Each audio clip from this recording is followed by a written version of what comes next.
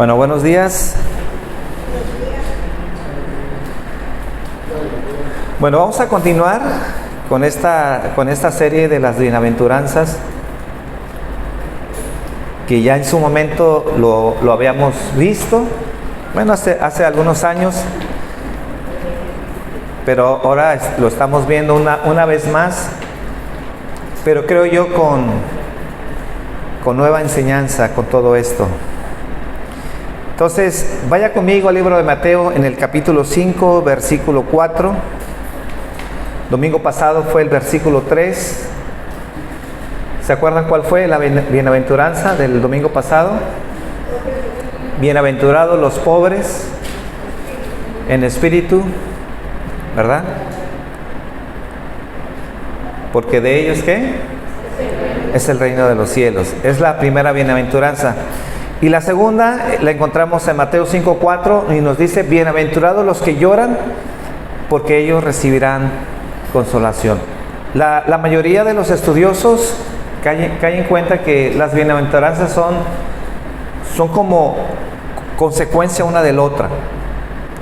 Es como decir, si esta segunda no pudiera existir si no está la primera. Entonces, por eso decíamos que la primera bienaventuranza es el inicio de todo, en donde Dios comienza. ¿Y dónde comienza? Pues reconociendo nuestra necesidad que nosotros tenemos de Dios, reconociendo que no tenemos nada que dar, que estamos desnudos, que estamos pobres delante de Dios. Y entonces la consecuencia de esa ausencia que tenemos, que no tenemos nada que entregarle a Dios, entonces la respuesta de esa persona cuando reconoce su condición espiritual, entonces es la segunda. Viene el quebranto, viene el lloro. Ahora, algo muy curioso antes de comenzar con esto, cuando Jesús empieza a compartir las bienaventuranzas, que es casi al inicio de su ministerio, bueno, pues la mayoría de la gente ya había escuchado que Jesús era el Mesías. ¿Y cuál era la idea en aquel entonces de los judíos del Mesías? Pues de un libertador, ¿no? De un guerrero que los sacara de la opresión de los romanos. Y escuchaban que Jesús, que era el Mesías. Entonces la idea que ellos tenían del Mesías en realidad no era la que estaban viendo con Jesús.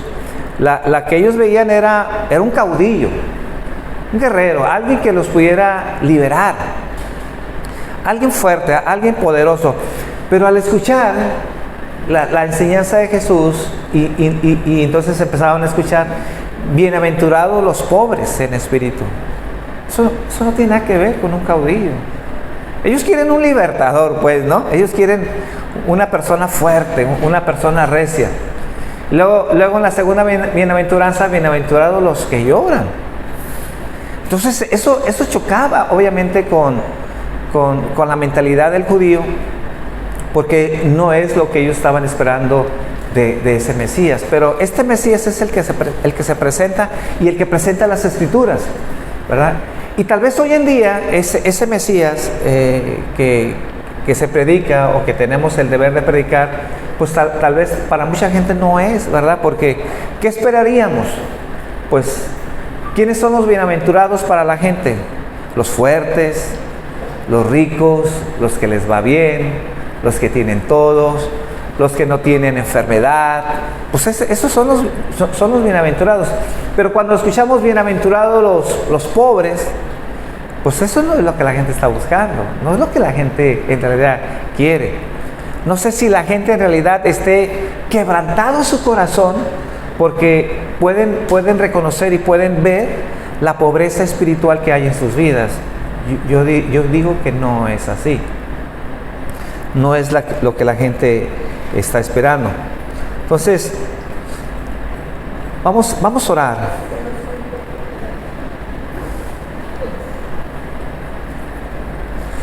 Vamos a orar para que Dios nos hable a través de esta segunda bienaventuranza y que podamos presentar ese Cristo que habla las Escrituras. ¿Cuál es el deber del predicador? Presentar el consejo tal y como nos fue dado. no como la gente quiere escuchar, ¿no? Porque hoy en día se ha cambiado y entonces se habla de la prosperidad, se habla de la bendición, de que Dios te quiere bendecir, que todo es gozo, todo es felicidad, que hay verdad en cierta forma en eso, pero no como se ha expuesto. Entonces, el Evangelio no trata de agradar a la gente, sino de confrontar, de poder exponer en realidad nuestra verdadera necesidad que tiene la gente. ¿Y por qué es importante exponer este consejo tal como nos fue dado de serle fiel? Porque yo creo que así Dios, en los últimos meses, Dios así ha estado hablando en mi vida. Pudiera ser que para algunos sea el último sermón que escuchen. Porque no tenemos la promesa de que mañana vamos a escuchar algo así, ¿verdad? Y cada vez que nosotros compartimos, cada vez que nosotros hablamos, debemos de hablar de tal manera de que nosotros presentemos el Evangelio para que la gente pueda escucharlo y pueda reconocer su verdadera necesidad. Esta mañana, Señor, te pido, Señor, que tú hables, Señor, a través de tu palabra, que me enseñes a serte fiel, Señor. Reconozco, Señor, que a veces no soy tan fiel, Señor. A veces necesito de tu ayuda, Padre. Necesito de que esta enseñanza, Señor, se exponga, Padre, como tú has querido en tu corazón, Señor. Como tú lo transmitiste a tus discípulos, Señor. Y que podamos aprender, Señor, que estas características, Señor, tienen que formar la vida del cristiano. El carácter, Señor, de aquellos que nos decimos que somos tus seguidores, Padre. Que esta mañana, Señor, tú puedas cambiar, transformar nuestras vidas, nuestra manera de pensar, Señor. Y que esta enseñanza, Señor, no solamente engrandezca, Señor, el conocimiento, la mente, sino que eso pueda bajar al corazón. Para que entonces, de la manera en que aprendemos, Señor, tu palabra, Señor, nuestro corazón pueda ser cambiado, pueda ser transformado, Señor. Que nuestro corazón se engrandezca, Señor, de la misma manera, Padre. Te doy gracias en esta mañana, Padre, en el nombre de Jesús.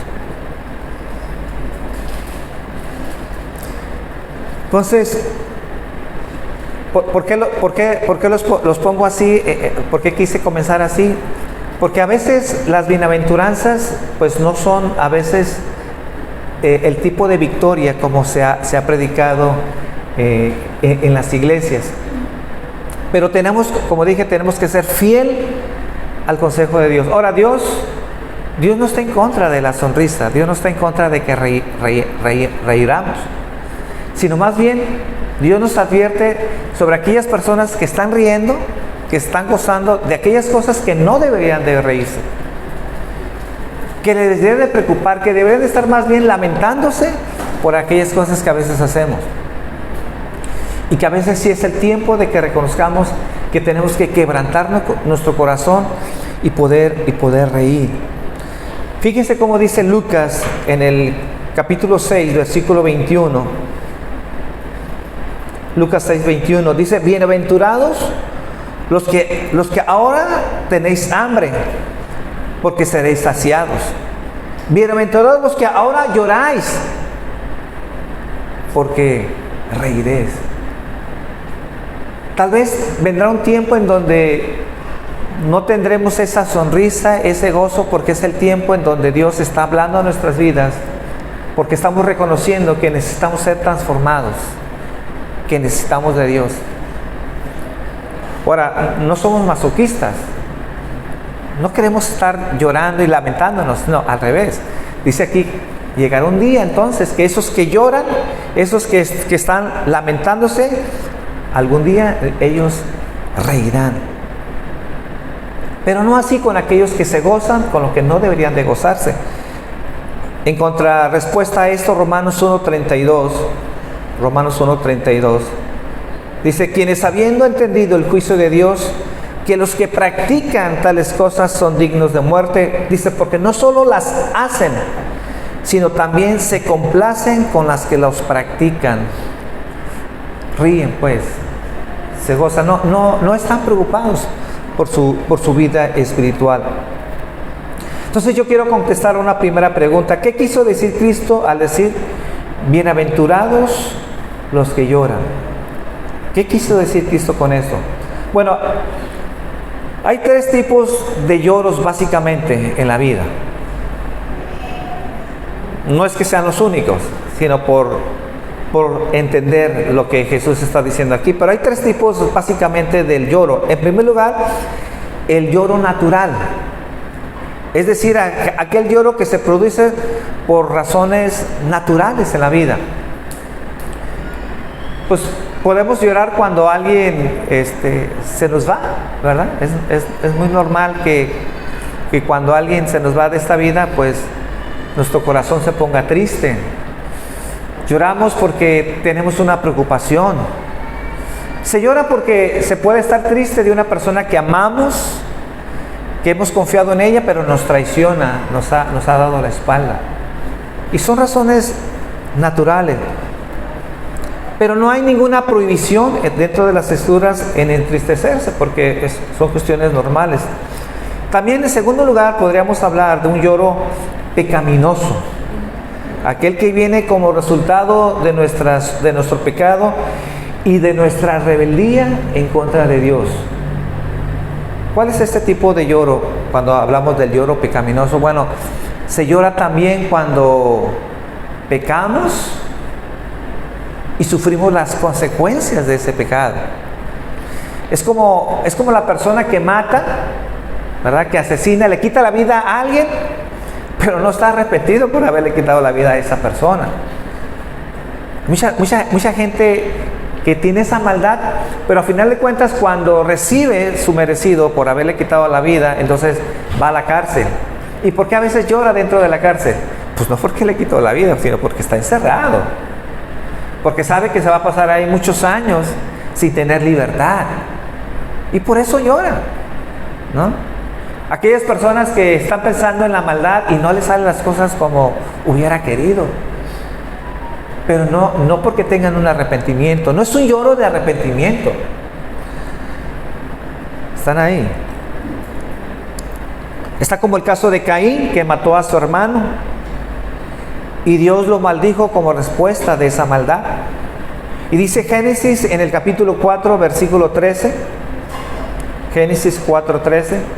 Y dijo Caín a Jehová: grande es mi castigo para ser soportado. Pues Dios lo maldijo. ¿Y cuál fue la respuesta de Caín? Grande es mi castigo. Grande es mi castigo para ser soportado. Pero no dijo, grande es mi pecado. No dijo, ay, Señor, perdóname porque en realidad en un momento de arranque le quité la vida a mi hermano. No, pues estaba lamentando porque tenía consecuencias. Y hay mucha gente que llora así, que tiene quebranto. Por eso, yo muchas veces lo he dicho, a veces no hay que dejarnos engañar cuando la gente viene a la iglesia o viene a Dios y está llorando. ¿Y por qué está llorando? Porque reconoce su maldad, porque reconoce que le ha fallado, porque ha entendido la primera bienaventuranza, que tiene pobreza en su vida. No, porque a veces lloran por sus consecuencias de su maldad, de su pecado. Ahora, eso puede ser bueno, eso Dios puede usarlo, pero no es la manera en que Dios quiere que la gente se acerque a Él. Porque ¿de qué sirve que la gente venga a Dios lamentándose, llorando, y porque quiere que esa de alguna manera se pueda arreglar, ¿verdad? Llora porque, no sé, se está divorciando, porque engañó a la esposa y no la quiere perder. Pero de ahí a que entienda su maldad y su pecado, a lo mejor hay una gran distancia. Y puede estar la gente ahí que llorando, gimiendo, pero por las consecuencias de su pecado. Y pareciera que se está arrepintiendo, pareciera que está entendiendo que tiene necesidad de Dios, pero no es así. Es un arrepentimiento como el mundo. No es un arrepentimiento que lo lleva a entender su condición espiritual. Y en tercer lugar está el lloro espiritual, que es esta segunda bienaventuranza, que es aquel que es producido por la operación de la gracia de Dios en la vida de una persona. Es cuando interviene el Espíritu Santo en nuestro corazón.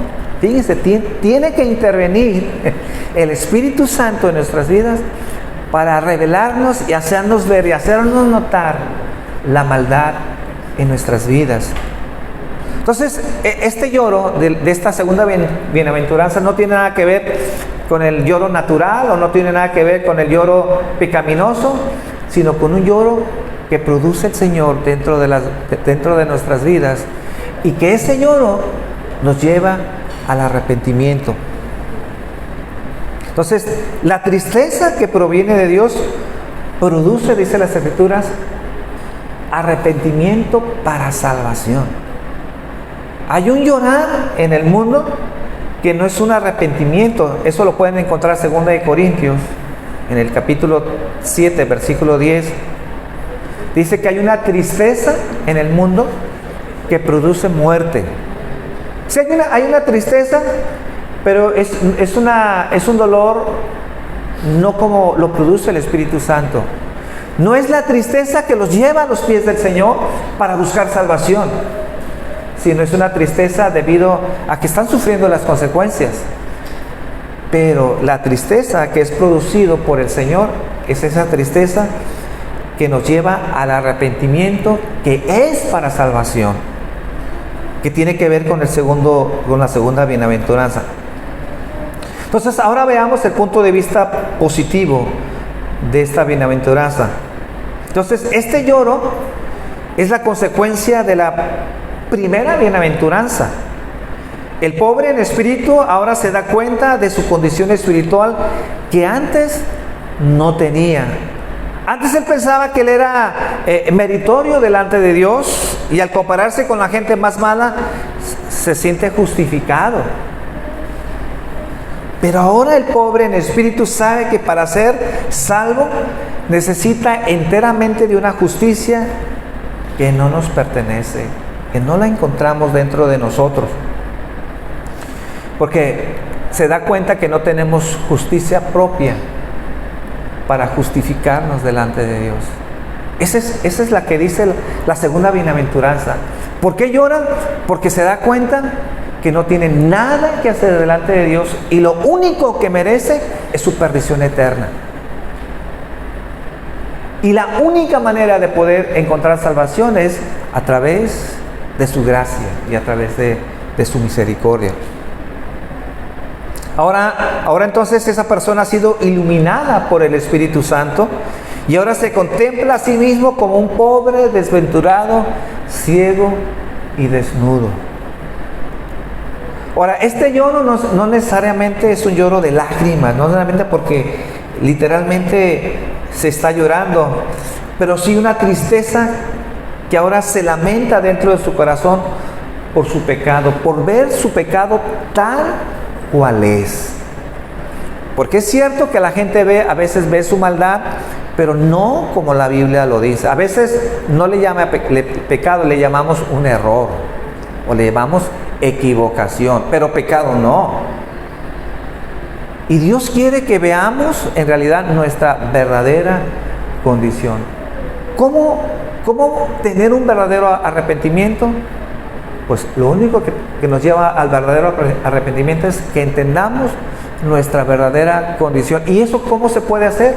Lo tiene que producir el Espíritu Santo dentro de la vida de la persona. Entonces, ¿cómo una persona puede llorar en su condición? Primero, tiene que reconocer su pobreza espiritual, que no tiene nada de justicia delante de Dios. Y una vez que se da cuenta de su pobreza espiritual, entonces viene el quebrantamiento. Entonces, el lloro es consecuencia de esa pobreza que ve en su corazón. Entonces, pero el texto nos dice, bienaventurados, dice, los que lloran. Bienaventurados los que lloran. No es un lloro, o no se está refiriendo exclusivamente a un lloro de tu conversión. Esta bienaventuranza no se está refiriendo a un lloro porque al comienzo de tu vida cristiana te arrepentiste de tus pecados. No, los que lloran están en un verbo presente continuo. Bienaventurados los que lloran no es los que lloraron, los que se dieron cuenta de su maldad y entonces el día que nacieron de nuevo entonces dejaron de llorar. No, esta bienaventuranza se refiere a la vida cristiana que tiene un continuo lloro y lloro en su vida. ¿Por qué? Porque todos los días entendemos nuestra situación delante de Dios. Entonces, esta es una característica que acompaña a los ciudadanos, a los verdaderos ciudadanos del reino de Dios. Entonces, ¿pero por qué un cristiano continúa llorando? ¿Que no es suficiente con llorar una sola vez por nuestros pecados? No, el cristiano continúa llorando porque aunque no practica el pecado, un verdadero cristiano no practica el pecado, eso no significa que no peca. En ocasiones es vencido por el pecado y obviamente ¿cuál es la respuesta de un cristiano? Pues lamentarse por el pecado, porque no quiere ofender a Dios, no quiere estar mal delante de Dios y entonces se lamenta por su pecado y entonces esta bienaventuranza se aplica en ese verdadero cristiano. Llora, no está a gusto, no está en paz. Y también este cristiano llora no solamente por su vida, también se lamenta por la situación en que está el mundo. Que cada día, como dicen las Escrituras, veremos un mundo caído, un mundo que se levanta en contra de Dios. Que aquellas cosas que nos avergonzaban o que avergonzaban al mundo, aunque no fueran cristianos, hoy en día ya no avergüenza a la gente. Que hemos formalizado el pecado. Y no solo lo hemos formalizado, sino lo hemos legalizado. Se defiende el pecado. Por eso cuando los cristianos hablamos en contra del pecado, pues ya no somos bien vistos. Y no se diga cuando hablamos del homosexualismo, que nos llaman retrógradas, que nos llegan a catalogar como personas que odiamos a las personas que tienen ese pensamiento. Pero en realidad un verdadero cristiano no odia, simplemente tenemos que compartir, como les dije, el consejo completo, porque el que practica esas cosas es lo mismo como el que roba, como el que miente, como el que adultera. No es que sea en especial el homosexualismo algo diferente a los demás, es lo mismo. Pero tenemos que hablar y tenemos que confrontar a la gente. ¿Y por qué es grave? ¿Por qué digo que llora el verdadero cristiano por la situación? Porque no solamente el mundo está así, sino la iglesia. Porque ahora vemos pastores casándose con hombres. Y lo curioso de esto es que la misma iglesia, la misma gente que va a buscar de Dios y que se supone que lee la Biblia, tolera ese tipo de pecados. Y entonces se normaliza y se oficializa dentro de las iglesias. ¿No saben? Yo creo que sí, pero no saben cuánto se ha metido ese tipo de ideas a la iglesia. Y los supuestos cristianos defienden este tipo de posturas.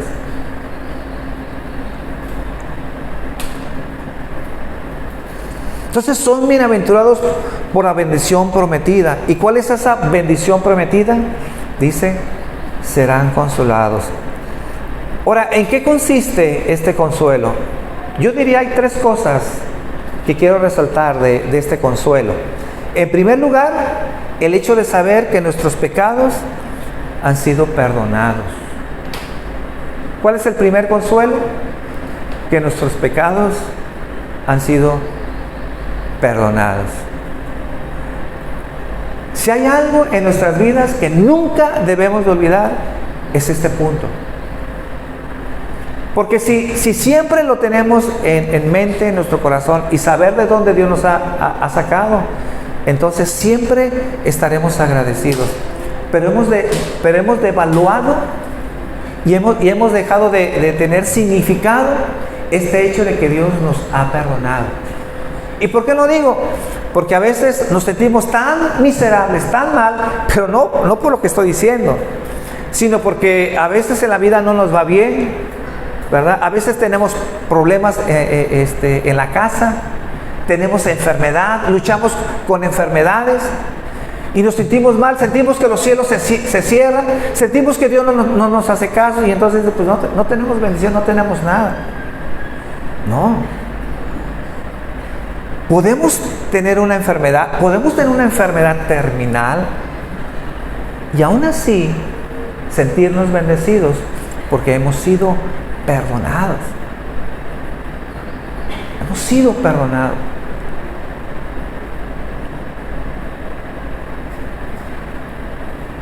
Entonces, este lloro, recuerden que antecede a la verdadera conversión. Que más consolación que tener la seguridad que Dios nos ha perdonado. Ese es el consuelo de saber, a pesar de lo que somos, hemos sido aceptados en el amado. Dios no menospreciará el corazón, como dice las Escrituras, el corazón contrito y humillado. Esa es la primera por el cual seremos consolados. Una, saber que nuestros pecados han sido perdonados. Número 2, hay una promesa de consuelo constante. ¿Por qué?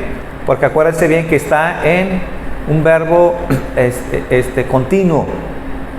Es decir, en el momento en que lloras por tu maldad, por tu error, porque le fallaste a Dios, entonces la promesa es de que cuando tú vienes arrepentido al Señor, dice esta bienaventuranza, serás consolado. Cada vez que tu corazón se quebrante para reconocer tu maldad, entonces serás consolado. Pero también podemos hablar de un último consuelo, el consuelo final del cristiano.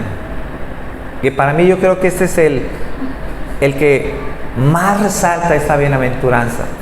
El consuelo final de los bienaventurados, que pese a la vida, pese a los problemas, pese a las enfermedades, a veces los malos tragos que tenemos que tener en esta vida, pues que son inevitables, tendremos consuelo. ¿Sí saben que tendremos tiempos muy dolorosos? Quisiera decirles que no, pues sí. Les pongo un ejemplo. Va a llegar un momento en que cada uno de nosotros, de los que estamos aquí, nos vamos a ir. Y vamos a llorar por ese ser querido que está aquí. No pensemos que nos vamos a quedar aquí toda la vida. Y va a llegar el momento en que tal vez usted sea el último en irse. Y va a pensar, yo tuve a fulano, a mi esposa, a mis hijos, mis nietos y tal. Pero tal vez usted va a quedar así. De esa gran familia que nos gozamos cuando íbamos a la iglesia, cuando íbamos a la playa, cuando íbamos a comer, cuando íbamos a desayunar, no van a estar.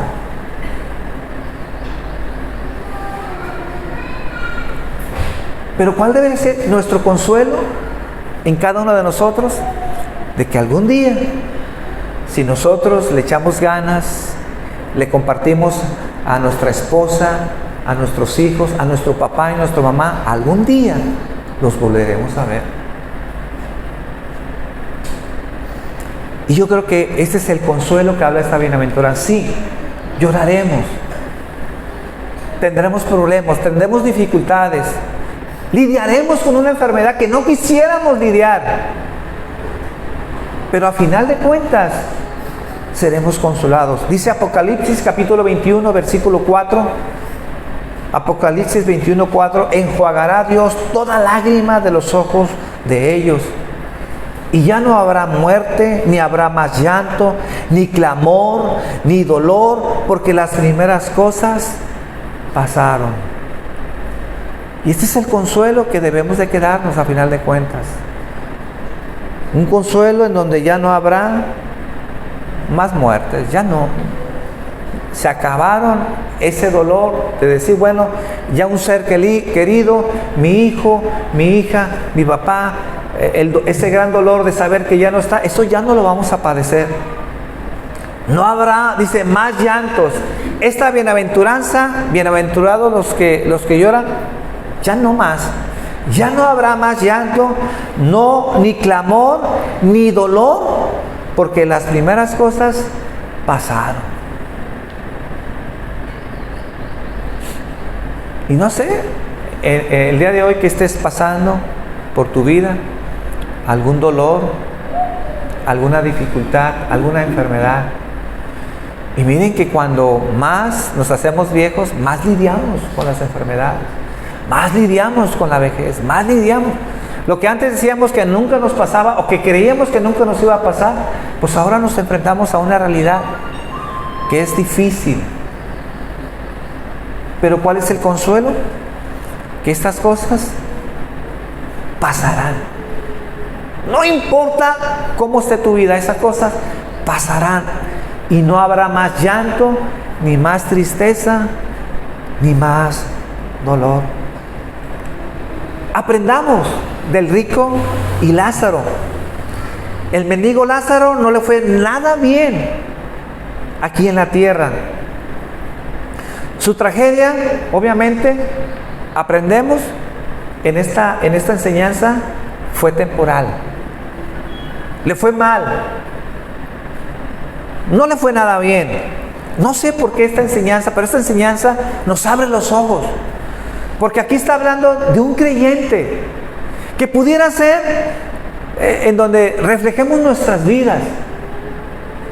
Porque siempre nuestra mentalidad es de un creyente, pues un creyente que le va a ir bien toda la vida. No, pero aquí está diciendo Jesús de un mendigo que no le fue nada bien. Pero más temprano que tarde Dios recompensó a este cristiano por serle fiel. Que seguramente no fue nada fácil su vida, pero le fue fiel.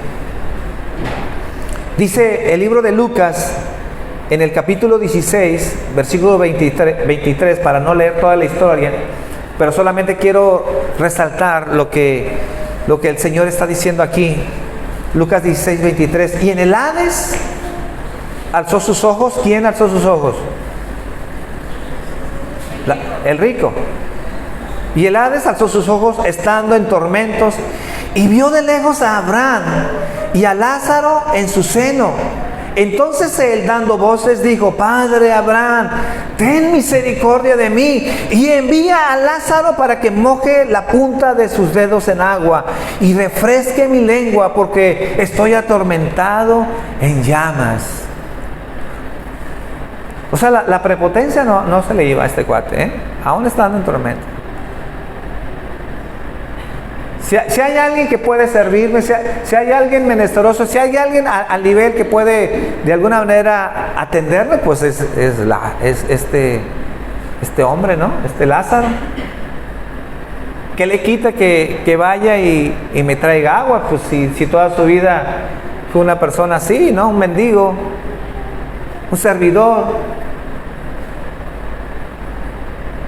Pero Abraham le dijo: Hijo, acuérdate que recibiste tus bienes en tu vida, y Lázaro también males, le fue mal, pero ahora este es consolado aquí y tú atormentado.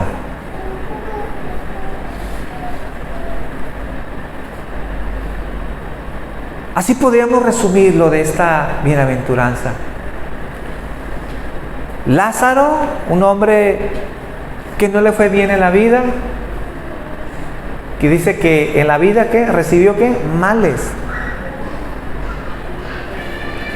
Pero él sabía, estaba muy consciente que esta vida es un abrir y cerrar de ojos, es un instante, que no es para siempre. ¿Y cuál fue entonces la consecuencia de su fidelidad ante Dios?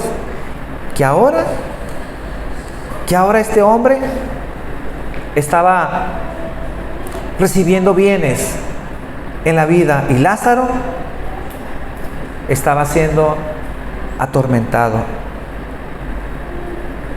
Yo te digo esta mañana, mi amigo, solo los que conocen su pecado podrán conocer el consuelo.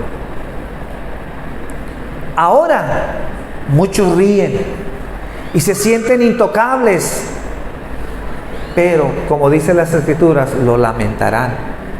Si tú eres de las personas que vienes a la iglesia y te ríes de la vida y no buscas a Dios, como dije al principio, yo tengo que ser fiel al consejo de Dios. ¿Por qué? Porque pudiera ser que muchos de los que están aquí será la última vez que escuchen un mensaje, la oportunidad para encontrar salvación. Pero los que ahora lloran, que pudiera ser tu caso, que tal vez estás orando y lamentándote porque en la vida no te ha ido bien, recuerda que al final recibirás consuelo. Ese es tu destino. No más lloro, no más quebranto, no más sufrimiento. Tendremos un consuelo final que será eterno.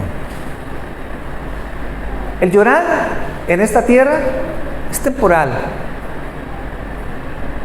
40, 50, 80 años de lamento en la vida, de búsqueda, de estar fieles a Dios, de no desmayar, de estar siempre constantes con nuestro Dios, siempre viniendo a las iglesias, aunque a veces la carne o los amigos, las amistades te dicen lo contrario, pero mantente fiel, porque al final de cuentas vendrá nuestra recompensa, vendrá nuestro consuelo eterno, pero no para aquellos que ríen ahora y que desperdician su vida para no venir a los pies del Señor. Padre, esta mañana yo te pido, Señor, que tú puedas tocar la vida de la gente, el corazón de cada persona, Señor. Señor, la vida no la tenemos comprada, Señor. Solamente tenemos que voltear un poquito hacia nuestros lados, Señor, de aquellas gentes que se han ido, gente cercana, amigos, personas que hemos convivido muchos años, pero que lamentablemente, Señor, se fueron sin conocerte. Y no como el tabú que tiene la gente, Señor, no como esas frases que cuando alguien se va, Señor, entonces descansan. Qué tristeza, Señor, pero no es así.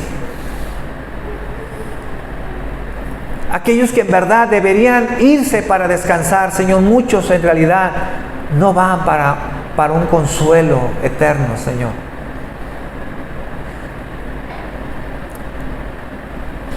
Pero lo triste, Señor, de esas personas es que no hay nada que hacer. Y por eso, Señor, te pido, Señor, que nos ayudes, Señor, a no callar, a no dejar de hablar de tu palabra, Señor. Que tenemos que dar a conocer, Señor, tu palabra, Señor. Porque ¿cómo esa gente podrá creer, Señor, si no les predicamos? ¿Cómo la gente, Señor, podrá venir rendida a tus pies, Señor, si no estamos compartiendo, Señor, a la gente necesitada, a la gente que no tiene salvación? Señor, pero ahora los que están aquí, Señor, esta mañana, Señor, tienen vida. Y si tienen vida, Señor, aún hay esperanza. Aún hay esperanza. No importa en la situación en que estemos, Señor. Se cumple el refrán, Señor, tal vez en muchos de nosotros: mejor perro vivo que león muerto, Señor. Pero estando vivos, Señor, aún podemos ir al arrepentimiento, Señor.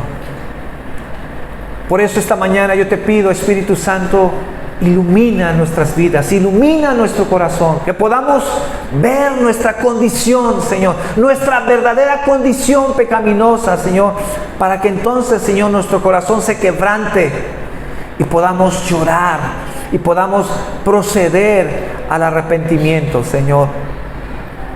Señor, qué bendición esta mañana estar aquí, qué bendición estar con vida, qué bendición poder abrir nuestros ojos, Padre, qué bendición poder estar aquí y escuchar tu palabra, Señor, pero que ese mensaje, Señor, no caiga en saco roto, que ese mensaje, Señor, cobre vida en cada uno de nosotros, Señor. Te doy gracias, Padre, y que podamos regresar a nuestras casas, Señor, no con lamento, Señor, no con tristeza, sino teniendo en cuenta, Señor, que nos espera, no importa nuestra situación, un gozo eterno, un consuelo, Señor, en donde no habrá más llantos, no habrá más dolor, no habrá más tristeza, Señor. Y eso algún día terminará, Señor. Por eso danos fuerza, Señor. Que no dobleguemos nuestra fe, Señor. Que nuestra esperanza no decaiga, sino al contrario, Señor. Sino que nos mantengamos firmes, Señor, constantes en ti, Señor. Y te pido que esta mañana tú nos ayudes, Padre. Te lo pido en el nombre de Jesús. Y todos decimos, amén.